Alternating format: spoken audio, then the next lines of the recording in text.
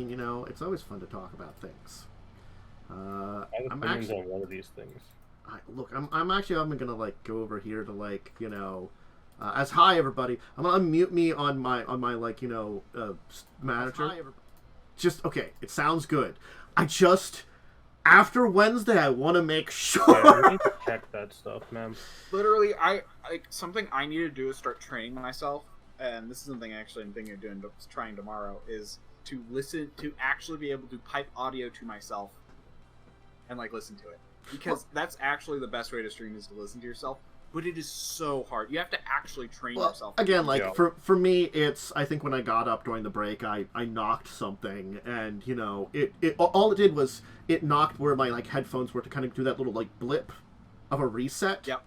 And that just messed up Yeah. everything. Yeah. Yeah, no. But, I'm just saying, yes. like, the only way to guarantee that you'll never have sound issues is to listen to yourself. Yeah, I can't. I would go insane. I can't. Well, no, like, there's actually a phenomenon called speech jamming, where if you listen to yourself speaking, it makes your, like, you start to slur your words and stuff. It's, like, weird. So it's like you have to train yourself to be able to do it. Well, for now, welcome to Discussing Tabletop after that little conversation about real life and some issues. Hey, it's March 9th. So yes, March, Jesus. I know it is March, I mean it's the thing is I'm glad it's March because like if you gave me like half a month ago, I'd worry about all this goddamn rain. It would have been snow or like ice. Both of which I'm done for the year. We got some of it. Great. Kids enjoyed it a little bit. Guess what? Snow days don't exist like they did for us in our youth, so don't even think about like being like, Yeah, that kid's you guys still gotta do class, child. Yeah, they got virtual stuff that they're ready for Computers now. can do stuff now. Yeah, it doesn't matter. We got a bunch of topics to talk about. We'll discuss, our games for the week, and we'll go into some other stuff. So, Paizo gave us some interesting stuff to talk about, and that's where we'll start out with. If you see our docket here, the first one, which is I'll start with the maybe as interesting, maybe less interesting. I don't know. I'll start with the second one, the Pathfinder Gallowspire Survivors. Is in Steam Early Access, apparently. So that's one of the not like what style game is this? Like I guess it's an action RPG. They say like for tags like bullet hell. I don't know. Doom or not Diablo-ish style games. It's the Vampire Survivor clone, right? Oh, it's the Vampire Survivor clone. There's the link to the blog post about it. So, and it's got a link to the page. I keep forgetting that's what it is. This is the Vampire Survivor clone. So it's been released. Look, that's not a style of game I'm really. I didn't like Vampire Survivors. However, I know people do, and also judging by the fact that it has mixed reviews, it's definitely an early access game. Yeah, and again, like I feel like it's a game that the Pathfinder name is not necessarily going to sell it in as much as the type of game it is, because yes, as I said, I'm not a Vampire Survivor kind of fan, but we all can see that there are people out there that love this style of gameplay and would enjoy it. Will the Pathfinder skin win them over? I don't know. Hopefully it will continue to develop and get better. I mean, the best thing It has like a about unique set to it, right? the best thing this has Really? going for it, and I will say, is that it's in a bundle with a game called 20 Minutes Till Dawn, which is a very popular bullet hell game. Okay. Um, And so it's a bullet hell. yeah, it's that's what kind of Vampire Survivor is bullet helly. I don't like those. And it's they do have you can do it co-op with local and Steam Remote Play, which okay, Steam Remote Play does work, but just it's better to have your own online. I'm just gonna say. I guess I would agree. they with don't. that. Maybe they'll add that in later. Online is kind of hard to do sometimes. Yeah, so that maybe like the Steam Remote Play is a way to get around that. A lot of games like this don't do online and just like expect you to remote play or couch co-op it. Yeah, because they're built better for that. I mean, I'd love to do couch co-op, but in it's this not day and age, though, it's kind of hard to like be like, yeah, just couch co-op. In a post-COVID I don't world, have friends. It's hard enough to get adults to get together to do something online, let alone go to someone's house to play. Yeah, man. It's sort of like I've always thought about getting back into like playing some of the old like N64 GameCube games that I did with my friends. But you know what I thought about doing instead of actually getting them together someplace? I own those games, emulating them with my friends. Something like that. Just doing it in a way that we don't have to travel to people's houses because it's really hard to organize that. But I don't know. So the other thing is we are getting our, I think it's 200th Adventure Path volume. And it's interesting that what we're getting 7 Dooms of Sandpoint, and it's not only a adventure path, but it's a single book adventure path. It's sort of like a 2 or 3 book adventure squished into one big mega adventure. It's set in the first town from Rise of the Rune Lord, Sandpoint. And yeah, it's supposed to be from 4th to 12th level. And it's kind of a cool idea that they are going back to the start of everything for this, like, we're celebrating, we've put out 200 of these goddamn volumes. Which, we play a bunch of the adventure paths, and I can't complain too much about it. I mean, I can. They've gotten better. I've got plenty of complaints, but like, I honestly just fun, from this right? one I have plenty, but it's fun. Yeah, they're still fun. I'd love to play 2E ones. I think 2E is honestly, as far as I can tell, better than 1E. I mean, again, I haven't played it though. I've just read the rules. It's kind of the same as 1E in a lot of ways. There's a lot of similarities, but it has had a lot of improvements that are kind of some of the technical ends. So I think it makes both character creation, maintenance, and general mechanical challenges streamlined a lot more in a lot of ways. And still has the Pathfinder problem of numbers too big. I agree. I can definitely see that issue where it's all like, okay, the numbers are just all over the place, so you can't have like, here's an average number that everyone that can challenge some people and make it easier for others. 2E actually has something very nice that Pathfinder 1E doesn't have.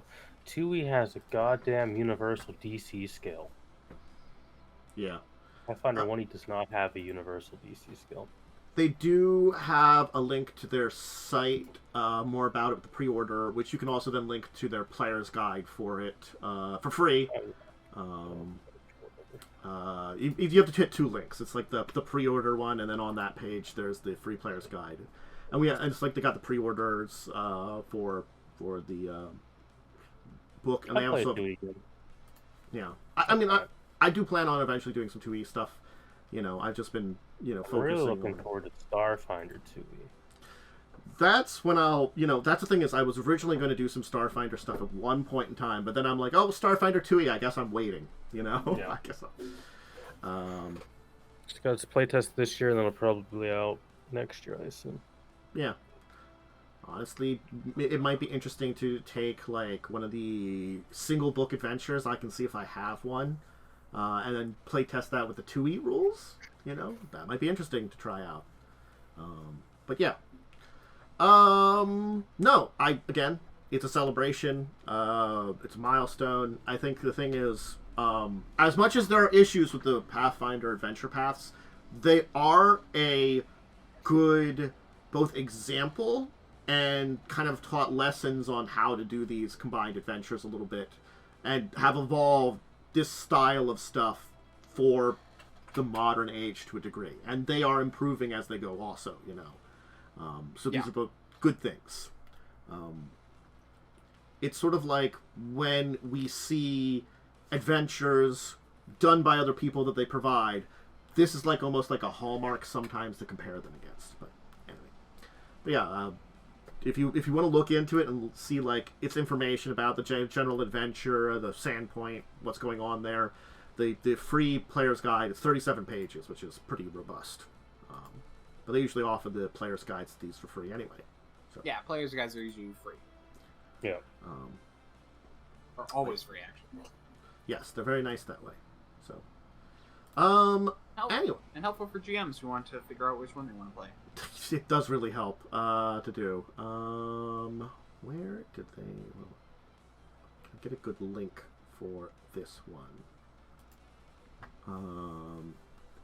Apparently it's on their newsletter. But let me see if I can find a better link for it for people.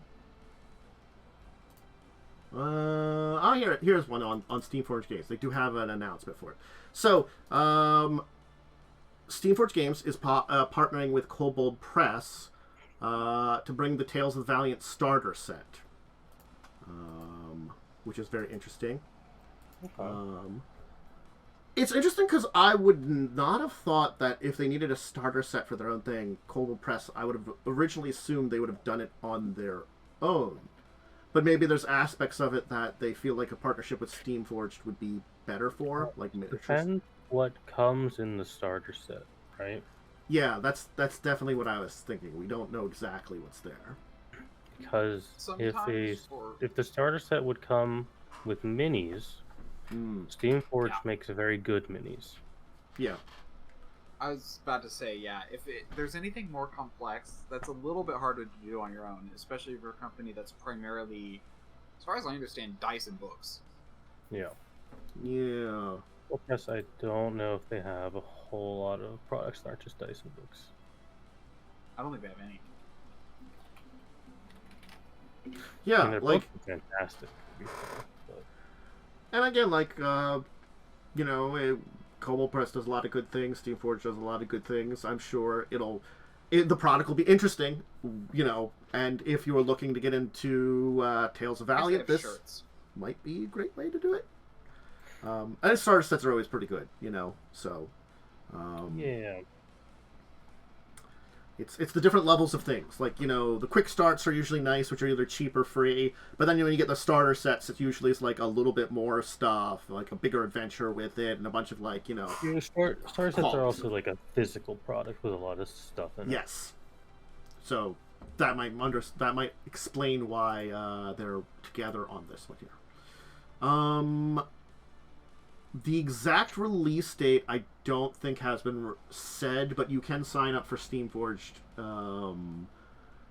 newsletter, I guess, if you want to be informed when it would be on pre-order/order. So it's information we don't have yet, but we eventually will. All right, here is the next one to talk about, though, unless anybody wants to add anything else here. Oh yeah, they have one thing. Okay, so they have one thing that's minis, but they're like paper minis that sit on a stand. So they don't have like. So they might want something quality that's actually physical. physical. Makes pretty high quality minis. Yeah. So Chasosium is having a design challenge for RPG creators with a. How much is that here?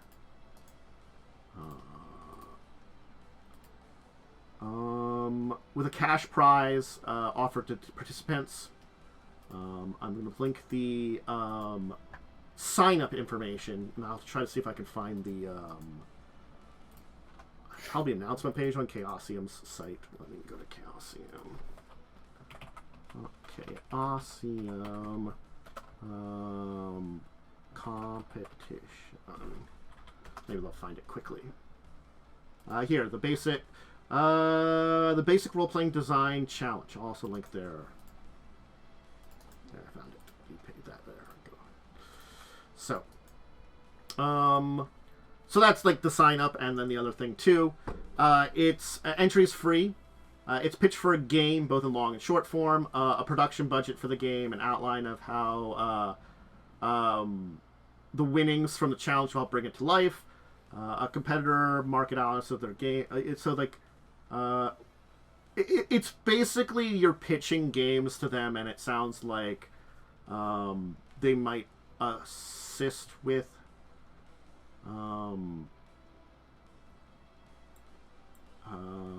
they might assist you with like production and stuff, and you don't give any up rights to your design. It's still yours. You know, and they do have a bunch of Q&As. And I think that's the big one at the first at the top. Do you give up your rights? It's like, no, you retain all entrants, including winners, retain ownership of their works in their entirety. So, winners, which are 3, get $2,000. People's Choice gets $500, and a short list of up to 10 are given $500 each. So, it's a competition. If you have an idea for a something that, you know, you might want published by someone like Chasosium, you can try this. And so it's basically what am I trying to say about this? This is it's like one of those competition shows where they suggest stuff and then they approve it, but it's just for role-playing games and it's a contest. Shark Tank? It's kind of Shark Tanky for a role-playing game, for a basic role-playing game.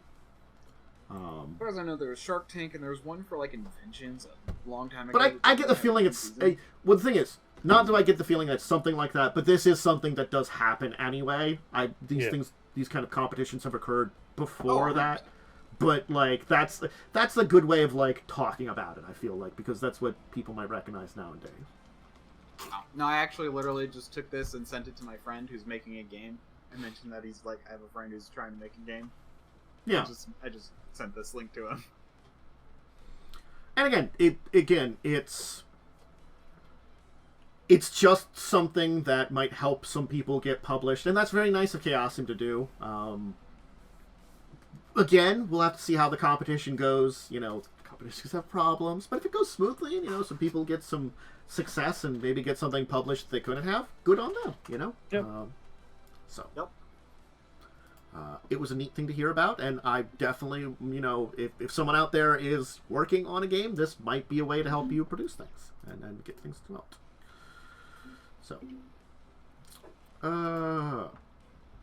let's talk about Mass Effect the board game. Oh, joy. Modiphius is working on it, along with BioWare. Naturally. Of course. It's Mass Effect Priority. I'd be surprised if they didn't have a hand in it. Yeah. Mass Effect's Priority Hagalaws. It's a cooperative, story-driven 1 to 4 player board game. God, you know, I know it's because it's a sci-fi game, but again, you know, language like that. The local Mass Effect nerd to tell you about this. Oh, thank you. I was just gonna say. Hi. I've played all the Mass Effect games and read all the books. Hello, and I'm also a big fan of the comics. Okay. So, if you don't know, this is set during presumably Mass Effect 2-ish, kind of. Okay. It's gonna be weird because it mentions Hagalaws, which is from the Shadowbroker DLC of Mass Effect 2. So I'm gonna guess it's kind of just removed from the game a little bit. Okay. I'm actually gonna look up this date in the Mass Effect timeline so I can give you appropriate. I had found an article about it earlier, and it says the story of the game unfolds in 2186 amidst the invasion of the galaxy by the Reapers. Yeah, so this would be post Mass Effect 2. Yeah. So in between Mass Effect 2 and 3. So in this desperate scenario, players assume the role of Shepard and the crew of the Normandy, embarking on missions to ready the Crucible. Also, this is just set during Mass Effect 3, then. Okay. Mass Effect 3, the Crucible is the MacGuffin of the game that you are looking for all the pieces to create to stop the Reaper threat. At this point, this isn't about fighting the Reapers, because that's kind of the fun part of Mass Effect, but dealing with Cerberus is a thing. Cerberus is the research cruiser. Yeah, it seems to focus on the getting stuff from that to get its secrets. People who don't know Mass Effect Real, Cerberus is a pro-human terrorist organization. They are. It's a spoiler, I technically, I guess, but the games are so old at this point, it feels fine. So, spoiler warning for the next, let's say, like, minute or so. Mm-hmm. In Mass Effect 3, Cerberus is indoctrinated by the Reapers. They're working with them against the Council races to stop them. So presumably you're fighting indoctrinated Cerberus forces to get information to uncover the stuff for the Crucible, which is cool. I don't know why it's on Hoggalaz when that's the Shadow Broker planets, but... Well, again, like... I forget. It says there's a Cerberus research cruiser that had crashed and was soon to be engulfed by a lethal storm. And so you're exploring the wreckage to get stuff from it. It's just an expansion on the Reaper War, which is nice, because as much as I like Mass Effect 3, it just kind of flub the big Reaper War in the end.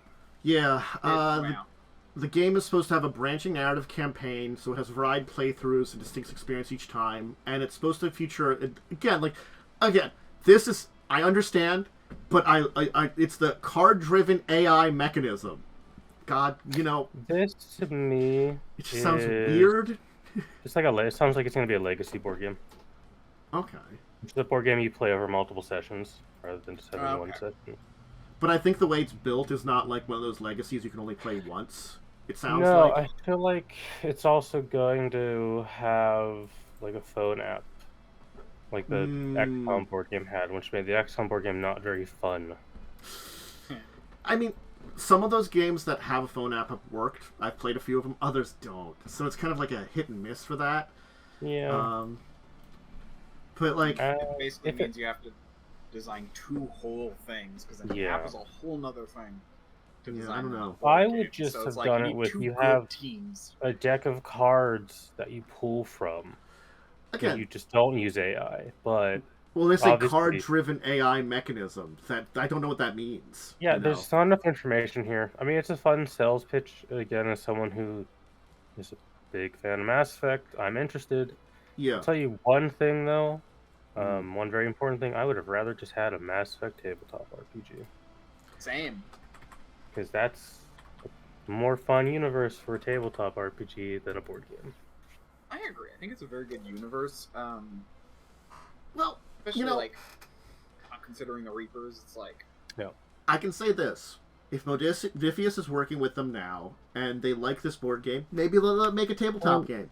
And Modiphius is proven with board games. They've made some very good board games. The Skyrim board game is amazing. Yeah.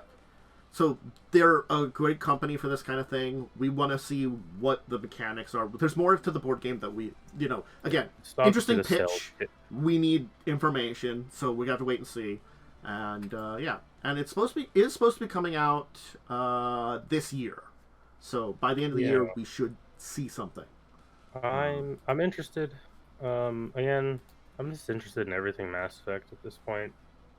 Maybe that's naivety on my part because Andromeda wasn't so good, and it's an EA product. But I don't know. I still have like some hope, right? It's Copium, maybe. Yeah.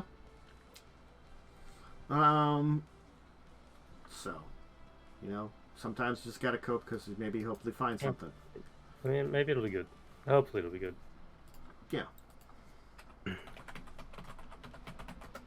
How do I spell that? I'm just checking if I get a link here. So yeah, we can play the Skyrim board game on tabletop soon. Sure. I think it's on there. Is that the correct thing? Let me just make sure I've gotten it. No, this is not. But I will link this here. So I'm going to link the Dicebreakers article, and I'm going to link the page on Fantasy Flight. Because they've announced it but haven't updated their page to reflect anything yet. But basically, Fantasy Flight came out with Unfathomable, which is basically they took their Arkarm Horror version of the Battlestar Galactica board game. They haven't done anything with it for 3 years. No, it's kind of dormant. And so they have they're going to be putting an expansion out this year. That's nice. Yeah. So I've heard good things about the Battlestar Galactica board game. Battlestar Galactica board game is one of my favorite board games. And I remember Unfathomable, but I didn't really dive. Oh, that's right. It's the one that's on the steam boat. Yeah, and I think the steampunk boat. I think some of us talked about that years ago. At this point in time, I do remember us discussing it a little bit. It was an interesting concept, and taking this idea of the I guess corrupted by the unfathomable things idea, I guess, is for the character. So it's that entire instead of someone's a Cylon, someone's really servant of Cthulhu. Cthulhu cultist. Yeah. And so it actually works the same way. Honestly speaking, it was basically the same game. I'm more or less. I mean, yes, I guess the two games, they were made basically the same. That's shoving people out of an airlock, but and more probably shoving off the side of a boat. The ocean. Yeah, you're the ocean's problem now. God damn it! God damn it! That guy comes back yet again. Hey, it's the best NPC ever made. Don't you dare slander his name. The dwarf that just was like, it's the ocean's problem The now. dwarf who caused so many problems across many campaigns because we keep referencing him. It's actually they're bringing back something. I guess, it's we haven't seen anything in for like 3 years. Yeah. Here it is. The announcement from the Abyss is the new one. The new expansion.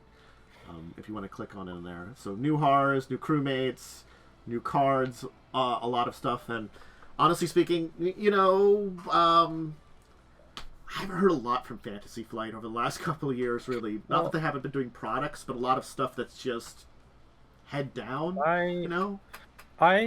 Fantasy Flight kind of disappeared for a while because it got bought by Asmodee, which then Asmodee got bought by someone else. Yeah. So, I don't know what they exist in this nebulous world at this point in time, but we are... Because a lot of Fantasy Flight stuff got, sold off to other companies or just given to other subsidiaries. All the Star Wars stuff is no longer done by Fantasy Flight. Yeah. I think the only things I ever really saw them doing were the Arkarm Horror, semi-collectible card game, and stuff like that. That's really the only thing I ever saw from them. So for them to have actually some more products and stuff, maybe we'll see resurgence of this year, maybe not, but Unfathomable seem neat. I'm glad they're getting more stuff. I just hope that because it's time for the business side of things, because we do need to talk about it with this. I hope this works out for them, because the company that owns both Asmodee and Fantasy Flight is imploding upon itself currently. Yeah. Embracer Group is not doing so well. Which is unfortunate because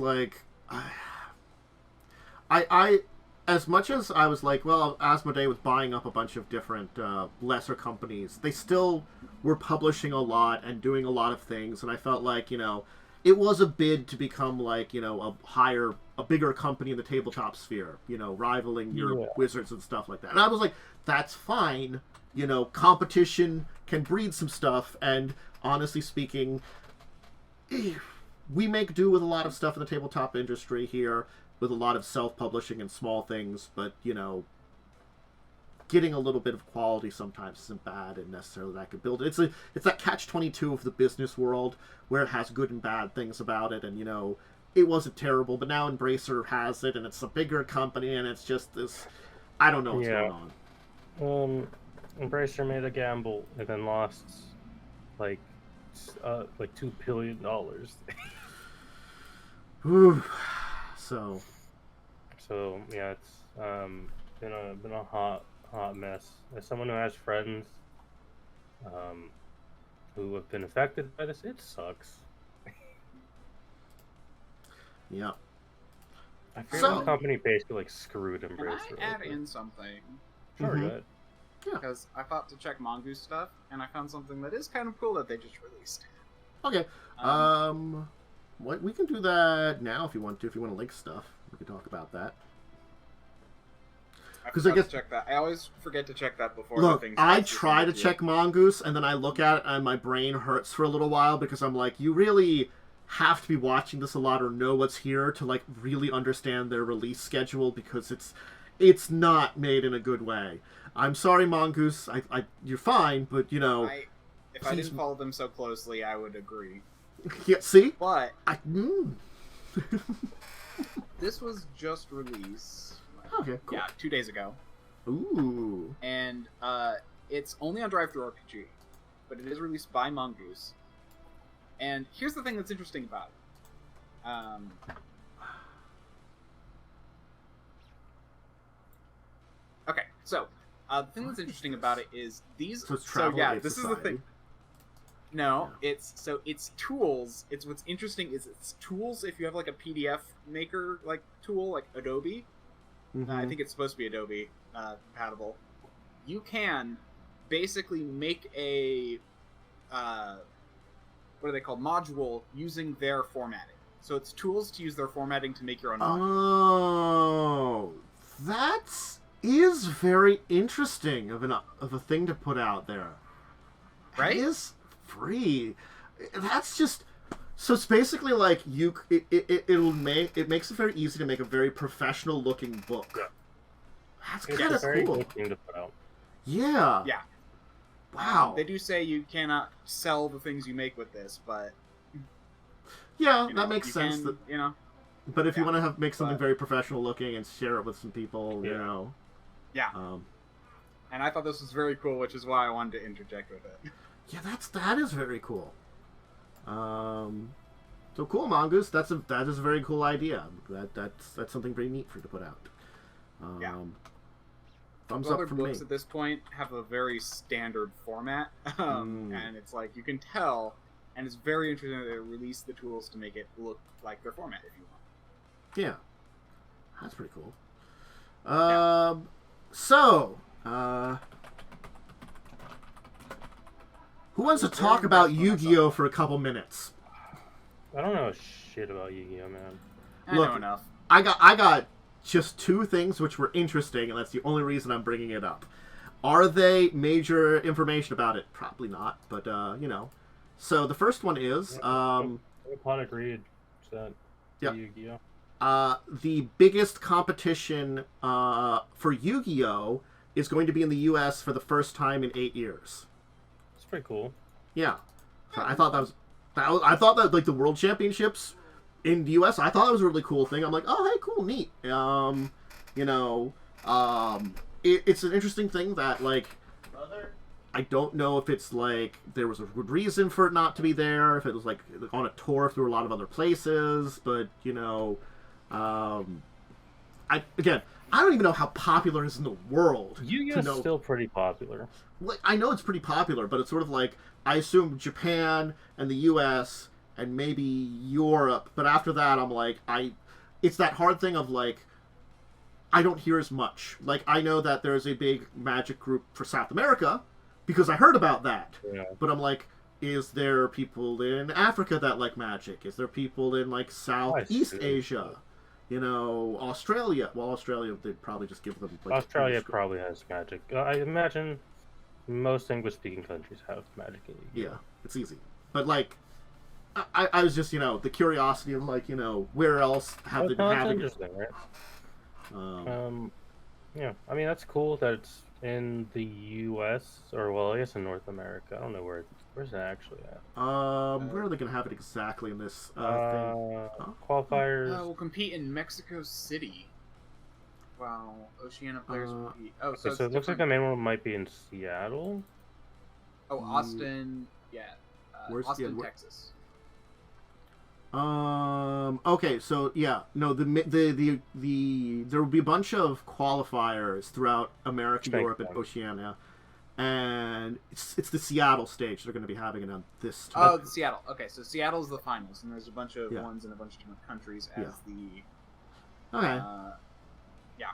I mean, if it's just like going to a lot of different countries, that's cool. But if it's sort of like there was a I don't know. I mean, like, there's always a reason.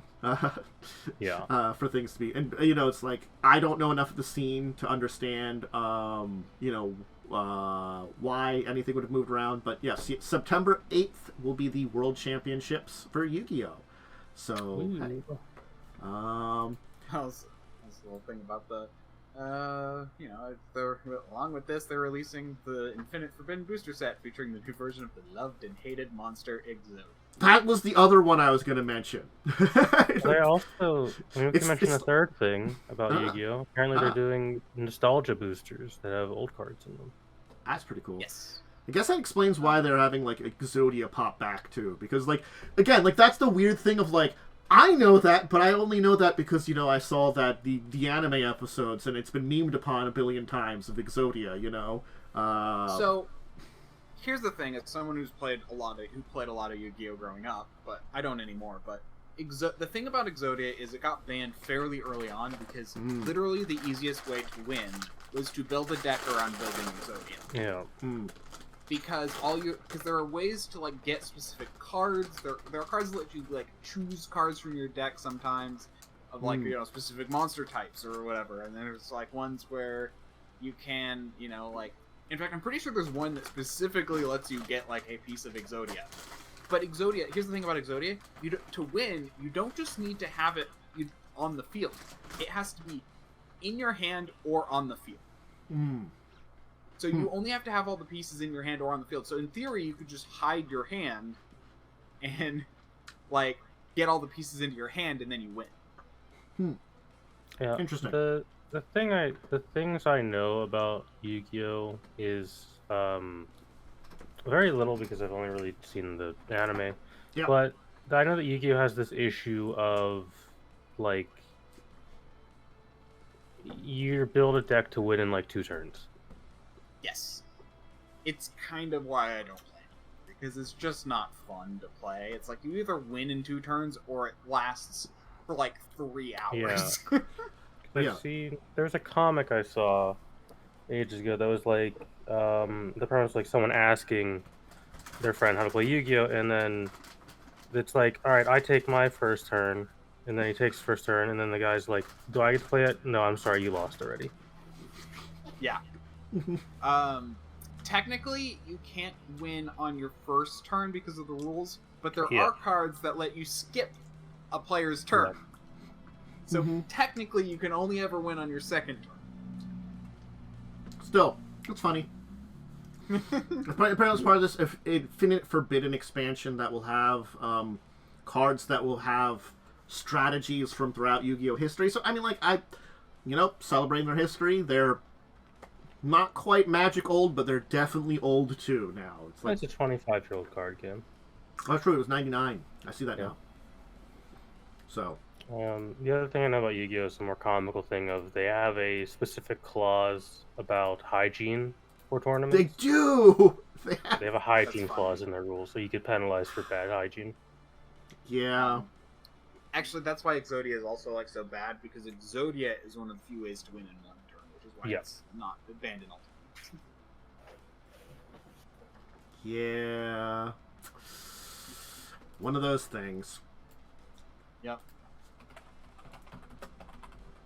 So, have you ever wanted to play the Arkarm Horror RPG?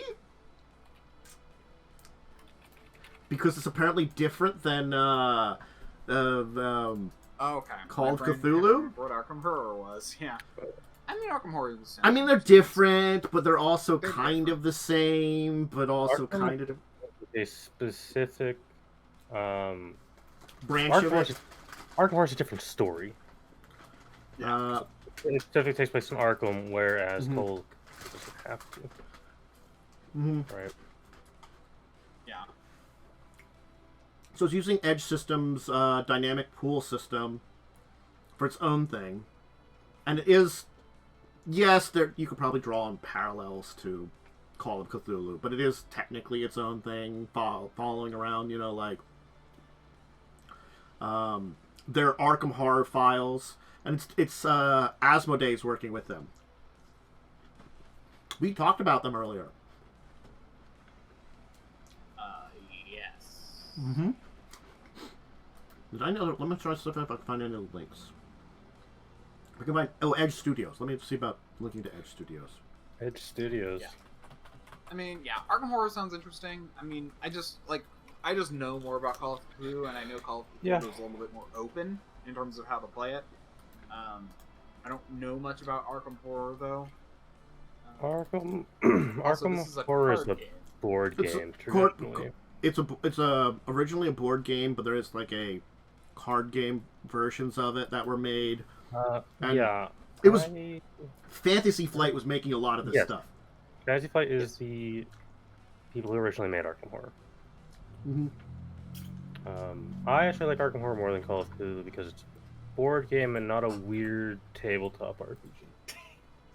Yeah, that's the thing is, I really do like Arkham Horror. It just I haven't played the 3rd edition. The 2nd edition just took a long time to play, so it was very difficult to play. Okay, so it's more like a board game in the way. Arkham Horror is a cooperative board game. So they're doing I thought this it was role. I thought it was a TTRPG. No, Call of Cthulhu is a TTRPG. Yeah. I thought both were, but anyway.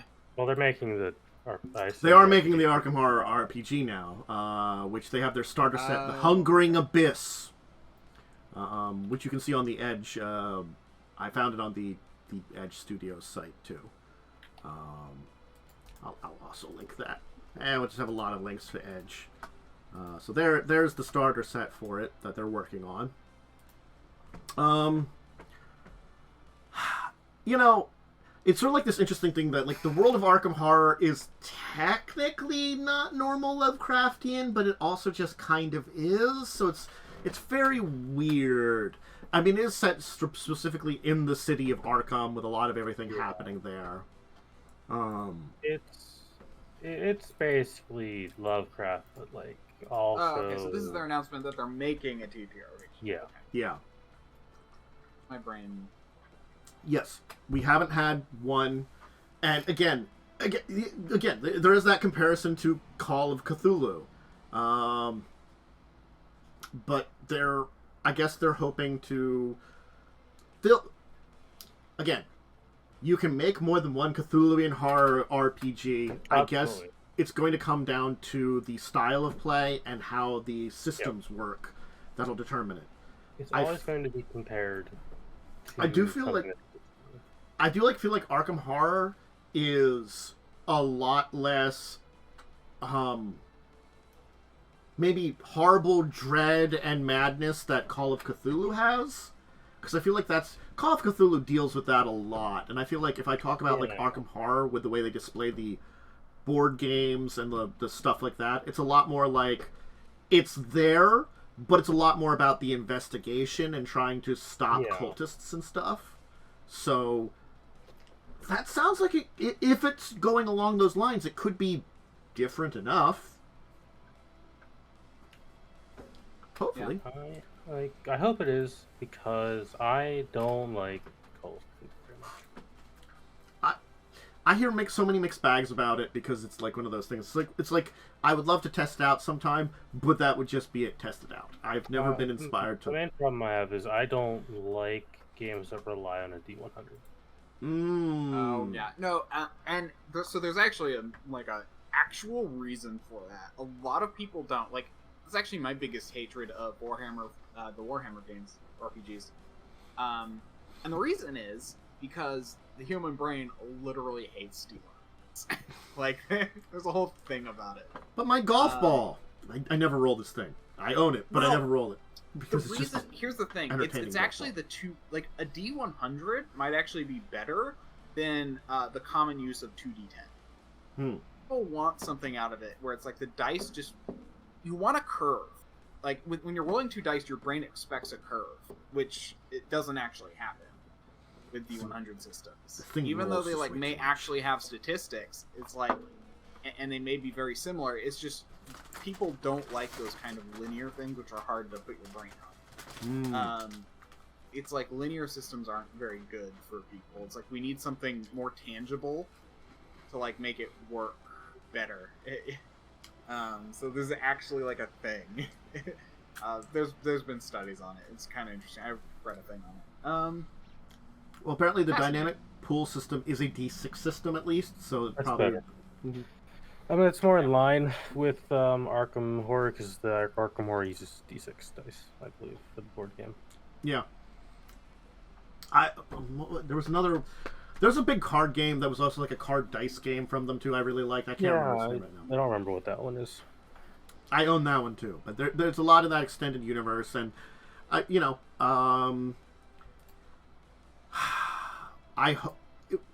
Edge does some good things. Like I look at their games and I'm like, oh yeah, Edge. I've seen them do some stuff before, But it looks like they've taken over a lot of the RPG. Edge actually hasn't really made anything. Edge is the studio that was given all of Fantasy Flight's role-playing games. They are currently... They've just gotten the rights to reprint Star Wars, which is great. So I'm hoping they will do more of that. And that they're doing an actual TTRPG is a very good sign, in my opinion. Because I want the Fantasy Flight stuff to continue, because I think Fantasy Flight makes amazing games, usually. So, if they continue the tradition of these things, because, I can see Legend of the Five Rings stuff, the Genesis, and other games. Yeah, and then the Star Wars RPG. So I have a lot of really good IPs. And those were pretty good, dice system, like mixed bag on like the dice systems. There were interesting ideas for a lot of them, But these were good RPGs still. Like, but still, okay, cool. Hopefully, we see some cool stuff from them at this point in time. Okay, what happened to Fantasy Flight games? Why are they selling stuff? The Fantasy Flight got eaten by Asmodee, which kind of broke them up and moved the IPs around, and then Asmodee got eaten by Embracer Group. So a lot of companies eating companies, and the stuff under it being moved around in weird ways. Industry shaking, and in my opinion, not a good thing. I'm inclined to agree, especially if they're going to break things up like that, because that just kind of takes people who are working together and makes it. Yeah. So, this is one I saw this on another place, but I'm gonna link the Dicebreakers article for it because it's the easy article to release. But our final thing for today is, guess who made an RPG? Yes, NASA. I did see this. I was curious about this. The NASA Adventure module. The NASA Adventure module. A D&D compatible tabletop RPG adventure where you use science and magic to solve the mystery of the missing Hubble telescope. Good. Like, I mean, it's cool, right? Because I think it's cool. It is. Because it's, most importantly, NASA is, an organization. NASA is a piece of North American culture. Yeah. Man. NASA is so important for getting people interested in science. Something like this is a very good thing to release. Yep. Especially when nerd and science are so closely related through RPGs.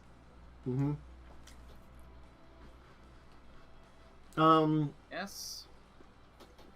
Where is the so it's designed for 4 to 7 players of at least characters of 7th level, and it's made for a single 4-hour session. It's an isekai. It is basically I did see that. It's an isekai. Oh god. Fuck's sake. I guess it's time to get hit by a truck. NASA. Truck could send us to there. Here, I'll link it on. Something I thought I'd never say. NASA's website. I just gotta be honest. This was not on my I'm for it. the RPG bingo card for this year. I'm gonna link NASA's website for an RPG. It's just free for download. The map, the poster, and the adventure too. So it looks like. So if you want to play Lost Universe, you can just now. I clicked on it and got the 44-page book very quickly. Yep. Okay, yeah. So the idea is, hey, hold on. Look, magic and science will combine for you to save the Hubble Space Telescope in another dimension. Hell yeah. Can you get it back to Earth? I don't know. This I really do appreciate, and this is such a cool. As someone who loves space, if you look at all of the pictures in the book, some of these are actual photographs that Hubble has taken and have been artist renditioned. So basically, it's like you just start in an alternate universe where like the Hubble never happened, and then suddenly you're teleported to a fantasy world. The Hubble Space Telescope has vanished, and you go to this other dimension to look for it or something. Well, okay.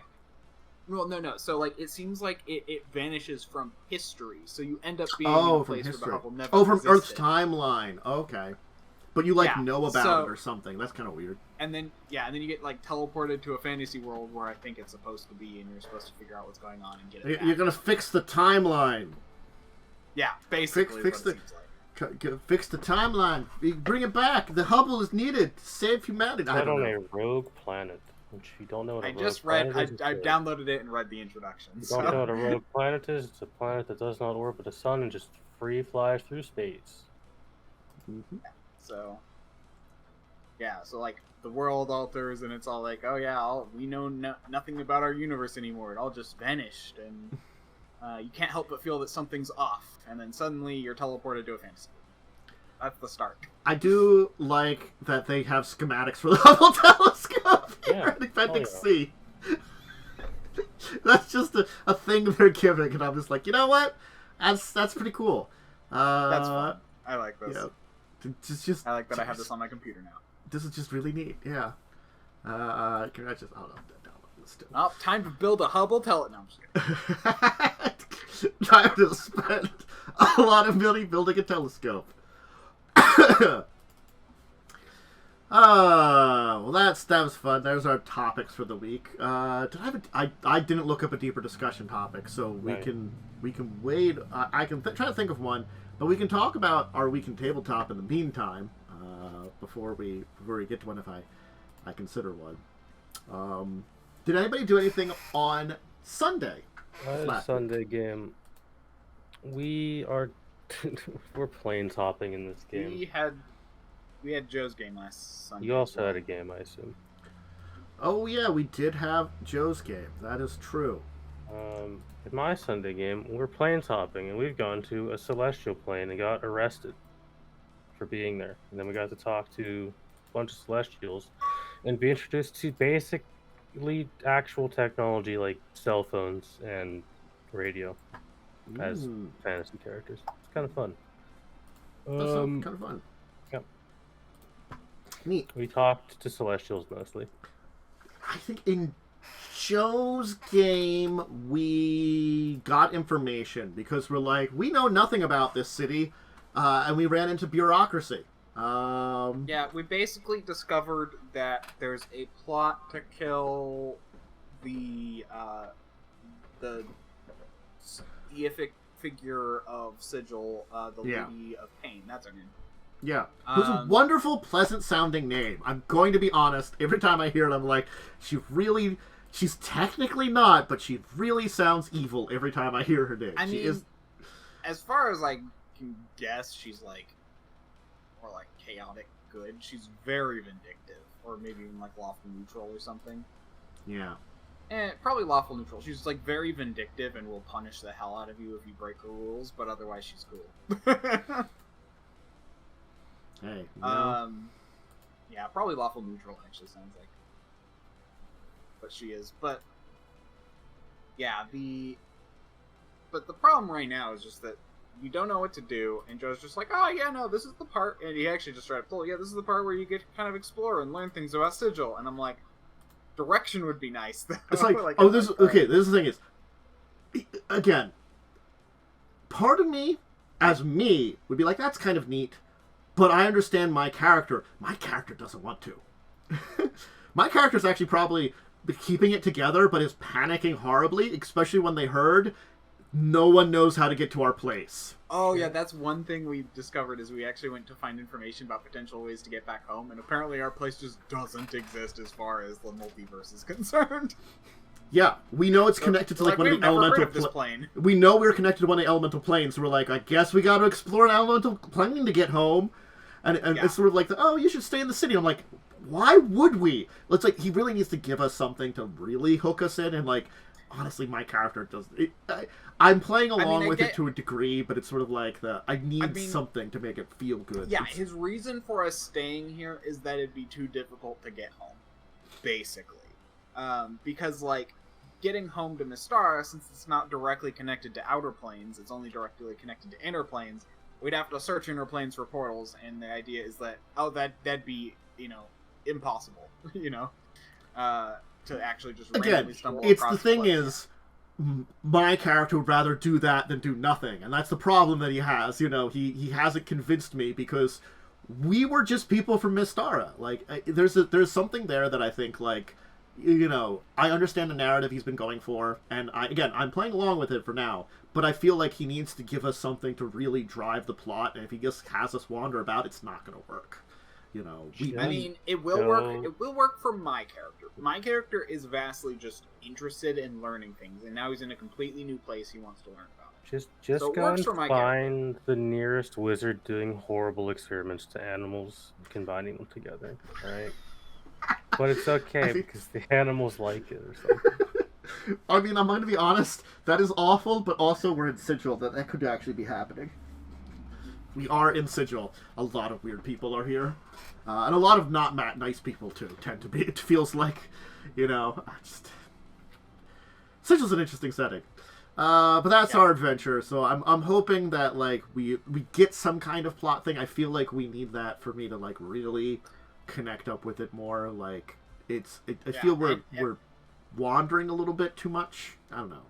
Also, I find it funny that like he gave us a job board, and my character's like, "Oh, well, you could do this at least to figure out things," and like the other characters are like, "Why?" And I'm like, I kind of agree with that. Why? But in character, I'm just like, "Oh, because we're gonna need money at some point, and we're here." Well, that was a really good reasoning, and like my character was like, "I guess if we're here for at least a while, we might need some money to spend." Yeah.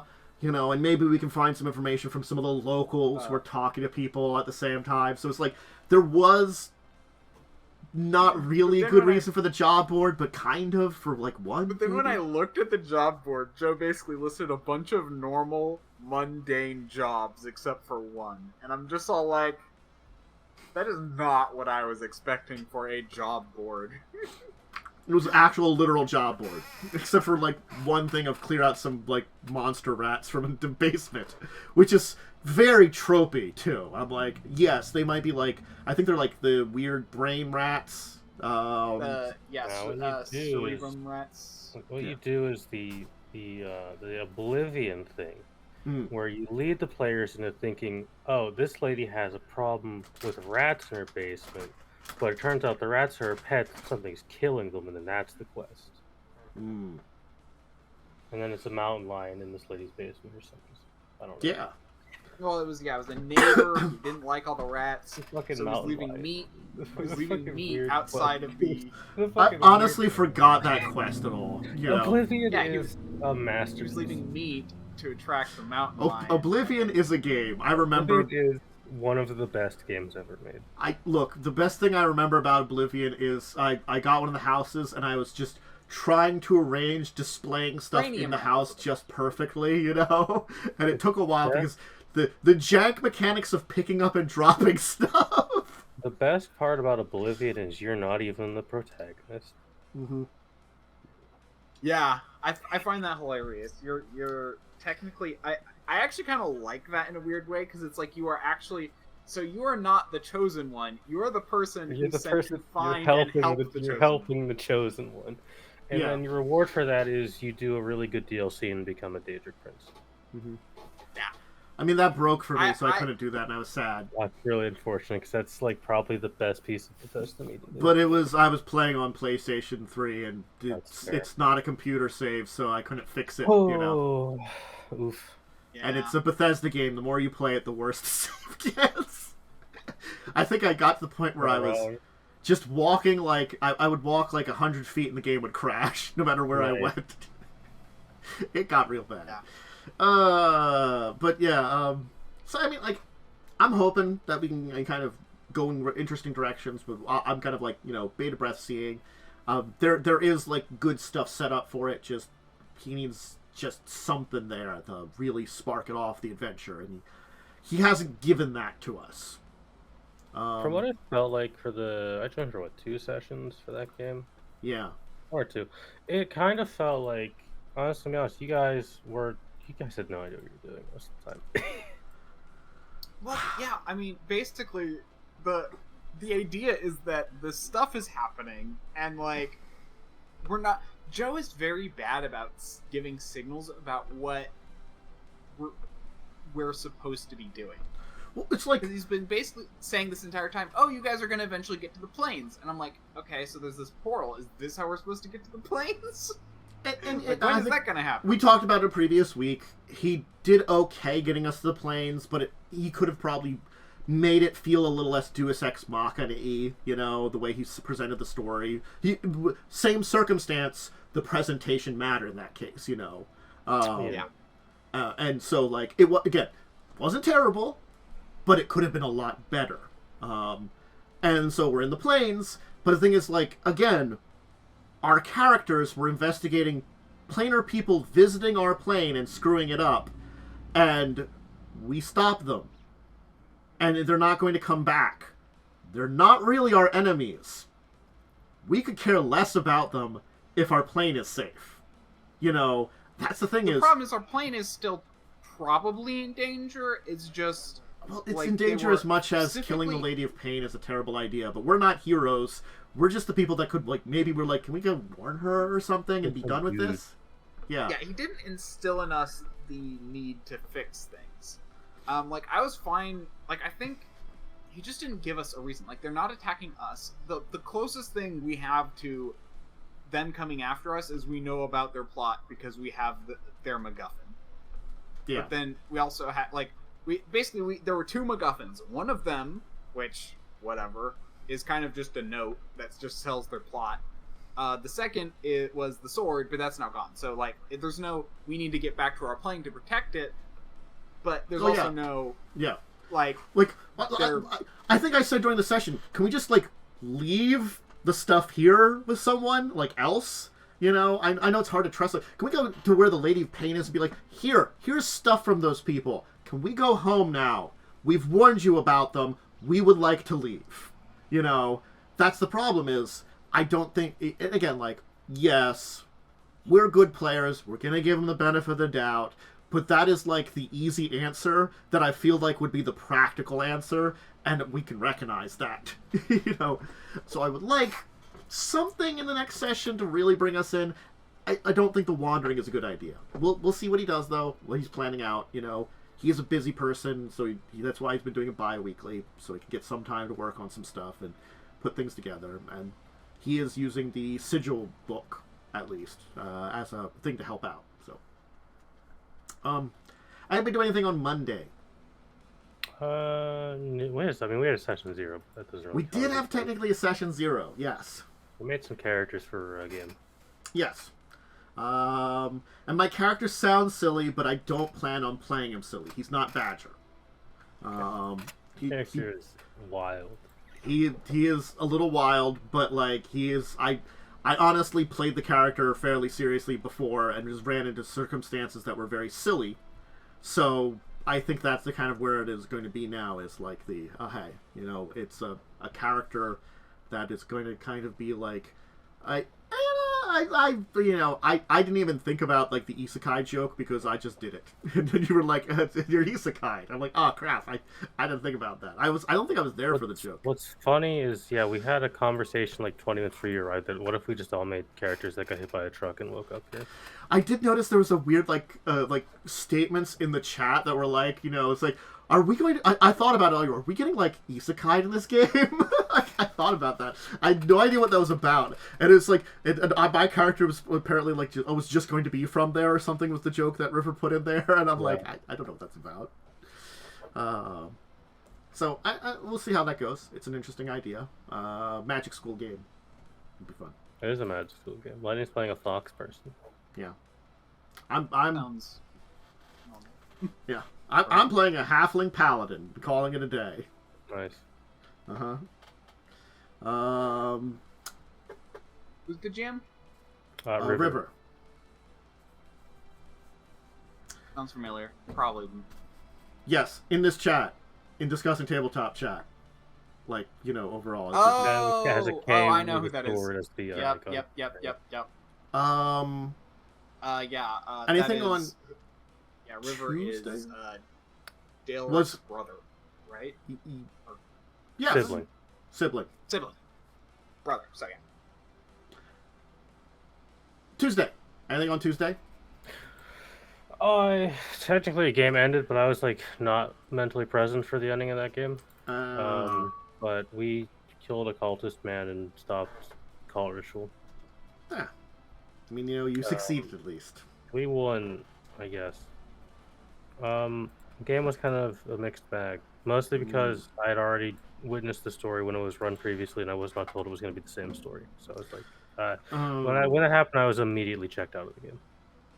I guess that's the thing I've tried to do before, like with me like carrying Crown multiple times. I tried to change things just a little bit each time to make it a little bit more unique. It was basically one-to-one the same story. Yeah. I mean, again, kind of sucks. I mean, I think the third time I was running it was probably a little closer to the original time I ran it, just because I fucking haven't run it in years. This time, I'll give it that.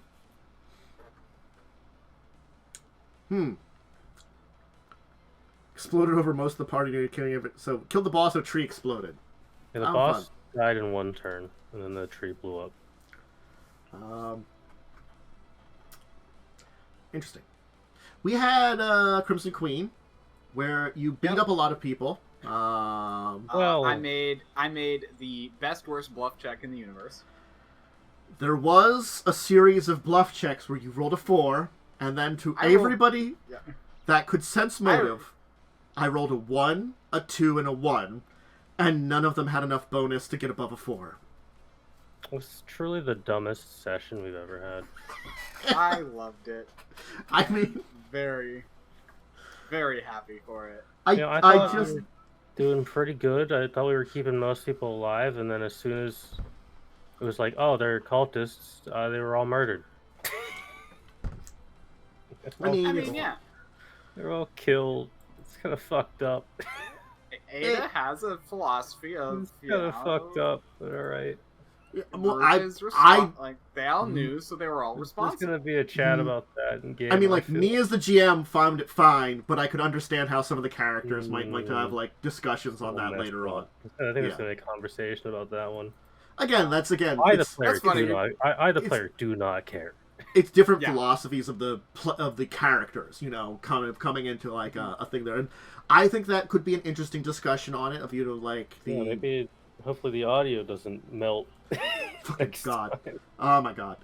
Yeah. So if you watched it live, we could try to go back and watch it. The last hour, the audio's messed up. I will be doing something to upload that, but with a caveat. And most likely, if you want to see what happened, we'll just talk about it at the beginning of next session, and I might just upload that for PC discussions for posterity because I don't exist. Yeah. So at least you're not an annoying, terrible noise. That's true. It kind of squeaks me in a little bit, but it's not super high pitched. It's just it almost wants to have me have one. Oh. Yeah. It's Player audio is at least salvaged. Yeah. that's why again I haven't done it yet, but I'm gonna record like a honestly like minute long intro and just put it in front of that and just upload that second half then. And tell people if they really just don't want to deal with that shit, go watch the next episode. It's like, hey, yeah. I'm doing this more for posterity than for anything else. Uploading that part. I was actually surprised Condas joined me in the mass murder. Yeah, Condas is definitely not cool with it. I think Condas, even though kind of follows along with the way Corvosa works, Condas still has a lot of that, like, you know, unfortunate mentality of Varisia when you're living out in the wilds of a lot of kill or be killed a lot of times. Because Varisia is a very wild and dangerous place. So, you know, again, it's that other thing of, like, certainly speaking, there's definitely different levels of civilization, and the two of your characters being on that, I think, is an interesting dynamic. And I can see your characters being that an extreme like that, and it making sense for them. And that's the thing, is that's me as the GM's like, oh yeah, that's fine. If you want to do that, I'm not going to necessarily complain. Granted, in the city there might be repercussions, but that's an entirely different thing. My question is, because this wasn't inherently clear, did you kill the maidens? I did. Okay. Yes. Did you also kill the two guys so they were captured that were awake and alive? Yeah. The two we captured. Yes. Okay, so you just killed everyone. Yeah. So my thought is, when we found out they were all basically aware of what was going on, killed them. Gotcha. That matters for stuff next session. Yeah. Yes. I realize. Yeah, that's my character's philosophy. Is just like they were all aware and effectively contributing. And again, and there's also the fact that the queen may be in on it. It's too dangerous to like try and take them in because they'll probably be released again. I think my character is fine giving over to local authorities, but when she realized the local authorities may be corrupt. I mean, again, you do know at very least that even if the queen didn't directly know what these people were doing, she was aware that something was going on that may not have been the best, you know, and was looking the other way at very least, which, yeah. And you got a prediction that some kind of force is basically beginning to try to send the queen down a terrible path, which, you know, I don't know if you're in a position to help stop that and, you know, save her soul or something like that. Who knows? That's a good point. My character also probably thinks that if that's happening, then maybe the pyramid is starting to, and we need to stop the pyramid at all costs. God. It's just Destiny 2, the final boss of the pyramid. There is a giant pyramid in the city. That the Shanti know is bad news. Or at least I've been told by the Shanti is bad news. It is bad news, and technically speaking, there have been expeditions down into it that have gone so well. I have a feeling we're going to be one of those. I'm going to nuke the pyramid. Mm-hmm. Tactical nuke. Hey, I'm well on my way to a 25 kill streak. Tactical nuke.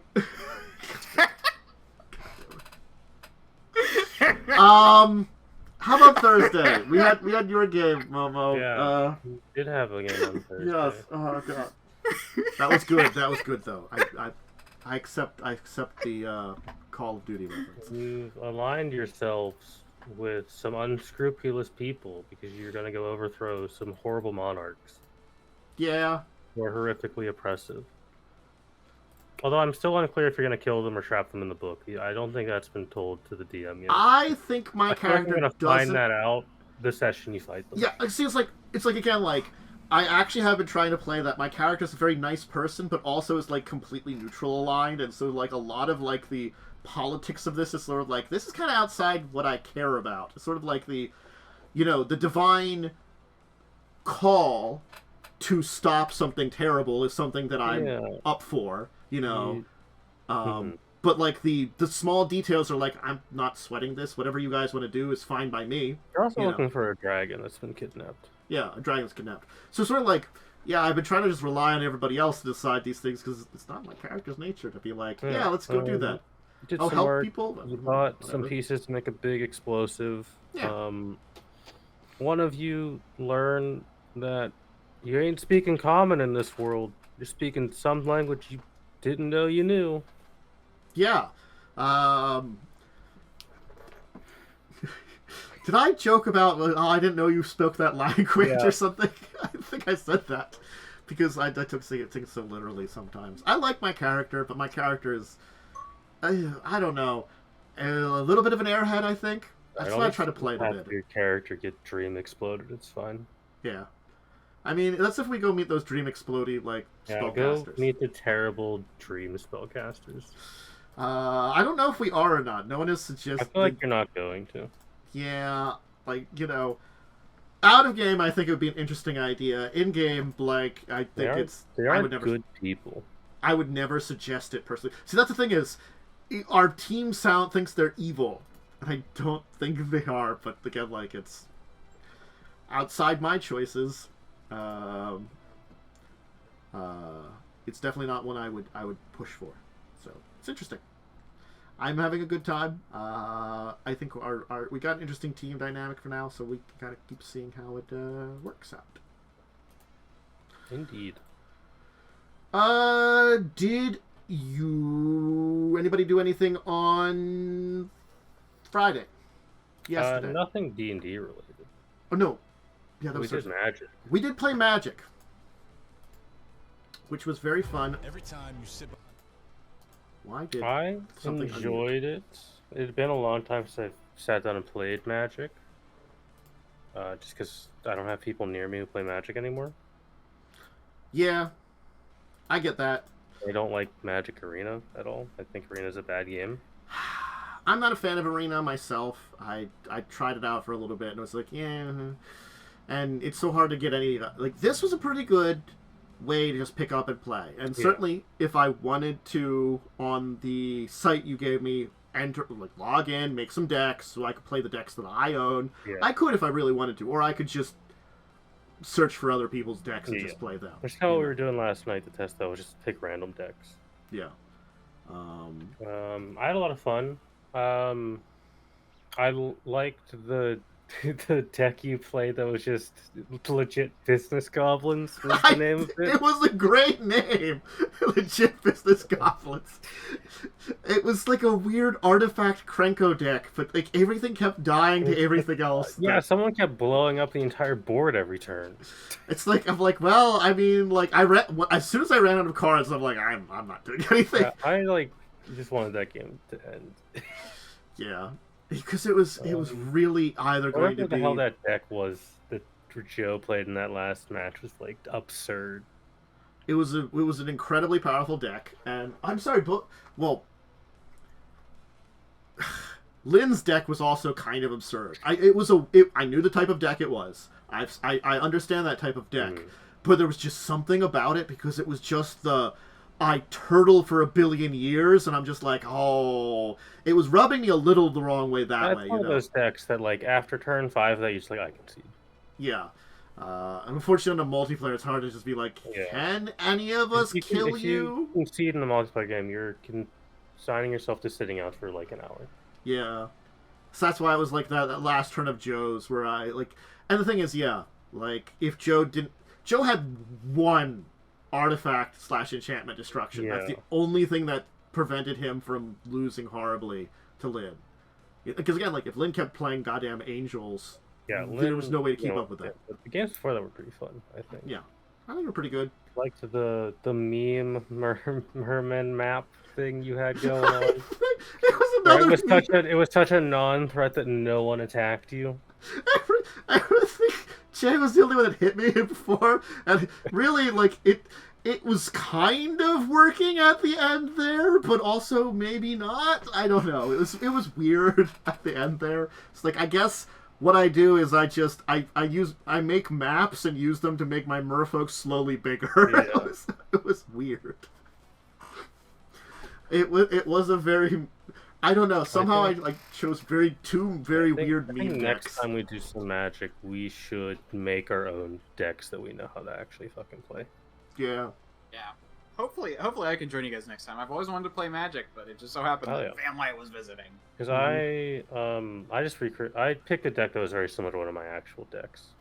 And then this morning I rebuilt my actual Samurai deck on that website. I'll have to do that at some point. I just basically... used their search engine and typed in the keyword goblin. First went merfolk, and I did standard deck, and then I did goblin standard deck. I was just like, well, let's see what we find.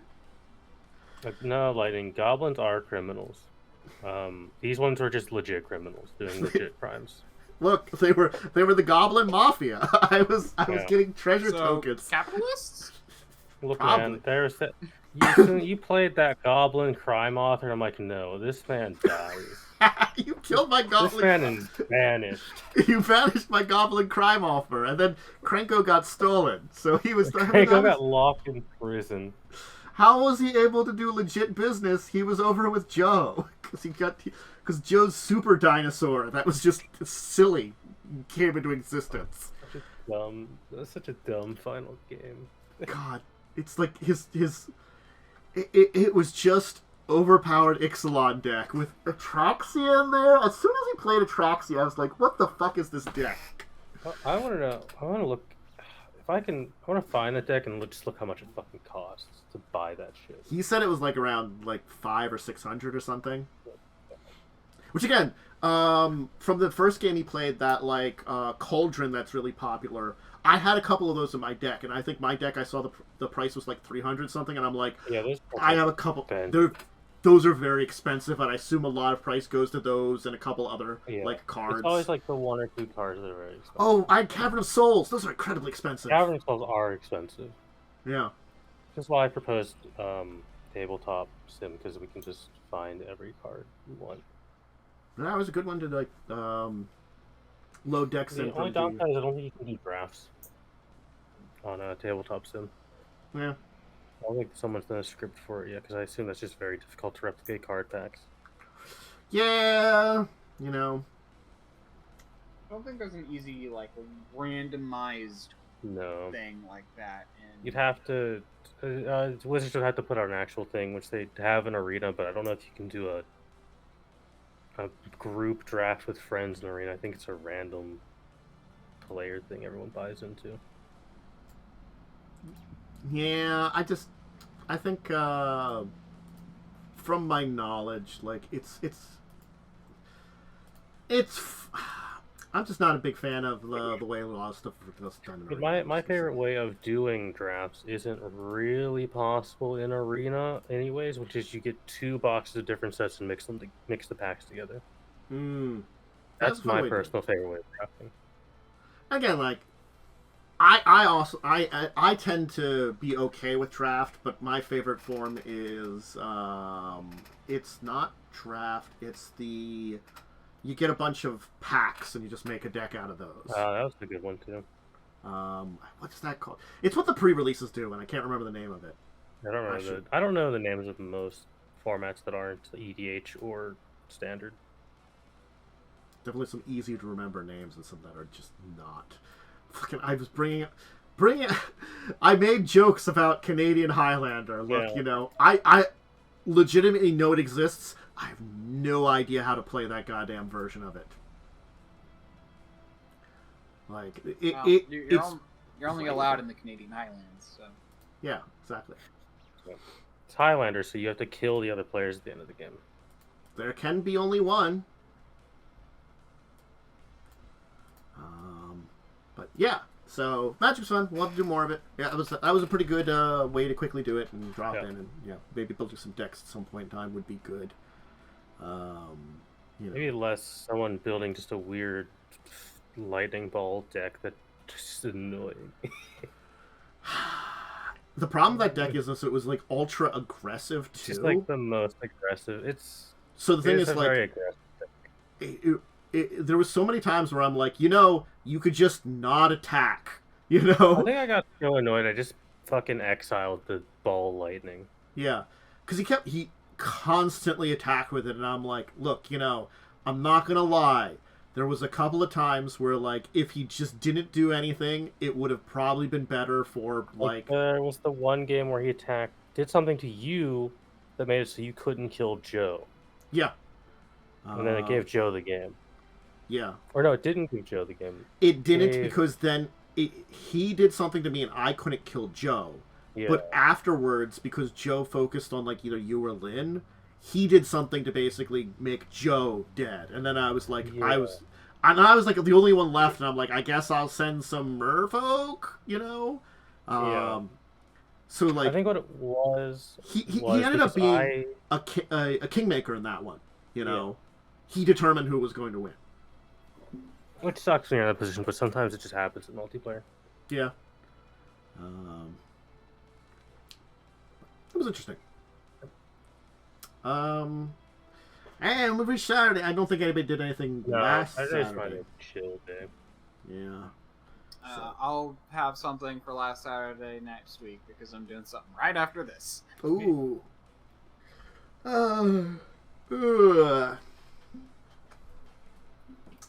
Look, well, do we want to do... It was a pretty busy week. Do we want to get a deeper discussion topic, or do we want to... we can leave it here. I know I don't really like skipping those a lot, but I really do have to, like, you know, I guess post something in the chat here to, like, maybe get suggestions or something for... Yeah, you need to get some more ideas for them, because you got to be running low at this point. I've got a few, but they're also, like, some of them I put on the list, like, back when we started, and I'm like, I don't know if they're as reasonable anymore as a discussion topic. Yeah. You know. And there are other things that are, like, I don't know if I necessarily know enough to be confident in it, too. Yeah, there's, like, a few things. There's, I mean, like, I have a few ideas which I should send to you. Like, one of the...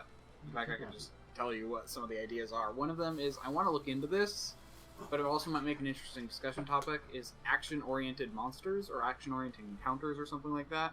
Mm-hmm. Just something, Matt Mercer? Someone like that, made a thing to, like, make more interesting encounters. Basically, the monsters have, like, a goal, rather than, like, just being... I'm sorry, I disturbed you. Meat bags. I did. There's a whole thing. I need to look into it. I need to watch the video about it. Then I know there's also, like... I also am just kind of curious about people's opinions on, extra game mechanics. So, like, the more common one that I... You know, like, skill challenges, which aren't, like, in most games, but, like, it's something people use. You know, then there's also things like card mazes, where it's like use cards for mazes. You know, those are kind of fun things as well. So, those are two ideas that I have. Those are not bad. Cause yeah, well, I'll just have to discuss it here and kind of go through the entire thing of what I have left on here. Because again, some of these we kind of hinted at. Some of these were interesting ideas when I started making the list, and like so like. You know, it's kind of like one of those things. Matt Colville, not Matt Mercer. Sorry. Yeah, like I thought about having topics where we might chat about things like magic, but the thing is, yeah, like Momo, you know some things, I know some things. Worm, you don't know anything, but it's also like I don't feel like maybe some of these topics that I came up with originally would work as well. Really, because I don't maybe know as much enough for it, kind of thing. That's why I'm kind of curious about it, you know, and like, you know, some might work, but others definitely not.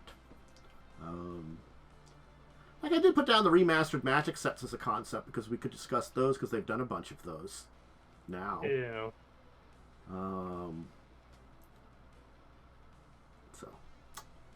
The Summoning All Hot Ladies deck, the Dark Magician Girl. Look, that's Yu-Gi-Oh! We're not Yu-Gi-Oh! Here in the Magic world. Our ladies are a lot more practically dressed. That's not true. 60% of the time. I said 60! Well, actually, no. It's I've seen some of those elf cards. It's at least it's still fantasy armor, which is a mixed bag, whether it's, you know, actually practical or not. So I guess that's where we're at. Thanks, Magic. Thanks.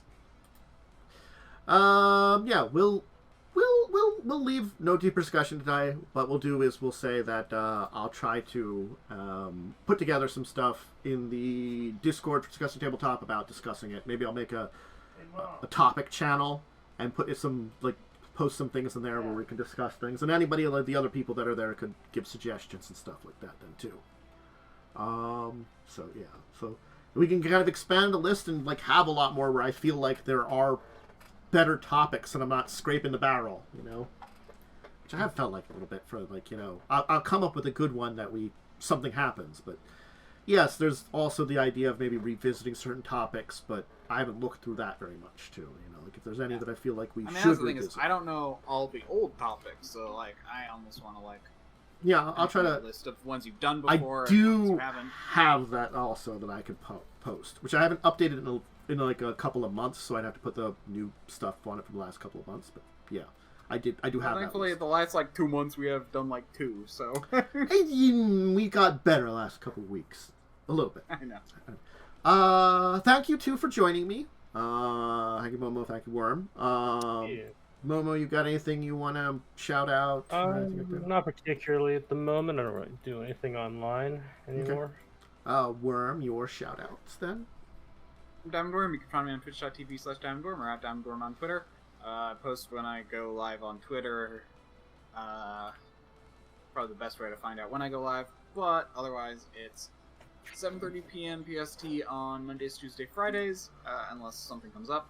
And then, and I'll let you know on Twitter if it does. And then Saturday, Sunday at 10:30 a.m. PST, including tomorrow. Okay. So, Dracovin, the general host here. I'll try to get I'm going to try to get schedules up, at least a general schedule for my week up on, like, my Discord. I'm going to try to do that at very least, maybe, like, pin a basic schedule and, like, then give updates for the weeks. I think that's probably a good idea rather than just creating a weekly schedule, because it's pretty the same most of the time. But I'll see. I'm going to try to work on that so I don't have to shout everything. All the tabletop stuff goes up on my YouTube side from Twitch, if you want to join on either side. I've Discord, Twitter, linked below, social media, on all the places. And, yeah, we'll get going. I will be back, because I couldn't do something earlier today, I might do the tabletop. I had to cancel the little tabletop stream for World of Darkness stuff tomorrow. I'm going to see if I probably will have time to do it, so I'm going to see about that. And if I do, I'll let people know. If not, we'll just save it for another time. The interesting topic of talking about changeling powers and mechanics that are in the World of Darkness. They are weird. Just things interrupted while I was in the middle of research and never was able to get back in time to finish it up with, I feel, was appropriate enough time to have it before the stream here. So, all right, everybody, have a good rest of your Saturday. It's a Saturday. God. By the time of the week, my brain just fries. You know, it's just that time of the week. It's just gone. That's why you take Sunday off. That's what I normally do. But, like, with the weird last couple of days, I might, you know, do a bonus Sunday because of, you know, things going on in other parts of real life. Just makes it that way. Hope everybody has a great rest of your weekend in general. Hope you enjoyed this when it goes up live. And until the next time, next week, 6 p.m. EST, make sure to join us again. I'll say farewell, everybody. Bye.